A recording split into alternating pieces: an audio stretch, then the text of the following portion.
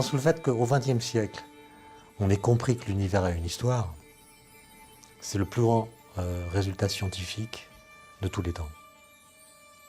Le discours de la science est incomplet, mais il est précieux. On pourrait dire que la science, c'est une sorte de trésor d'incomplétude. Donc notre histoire commence. Mais par où commencer? Depuis toujours, les hommes regardent les étoiles en s'interrogeant sur l'origine du monde.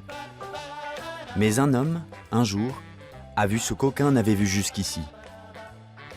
En 1609, Galilée a l'idée de tourner vers le ciel une lunette, un instrument qui servait jusqu'alors à surveiller les armées ennemies. Mais lorsqu'il regarde dans sa lunette astronomique, il ne sait pas encore qu'il effectue un prodigieux voyage dans le temps, un voyage dans l'histoire même de l'univers. Ce que l'astronomie a découvert il y a quelques siècles, c'est que quand on regarde dans le ciel, on voit non pas l'univers tel qu'il est aujourd'hui, mais tel qu'il était dans le passé.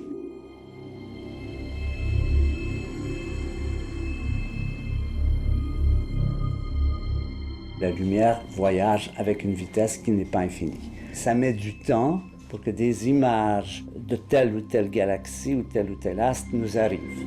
Donc quand on regarde cet astre, on le voit tel qu'il était au moment où cette lumière était émise, ce qui peut être 8 minutes pour le Soleil, ce qui peut être quelques années pour les étoiles qu'on voit à l'œil nu, ce qui peut être quelques milliards d'années pour les galaxies que l'on voit avec les télescopes.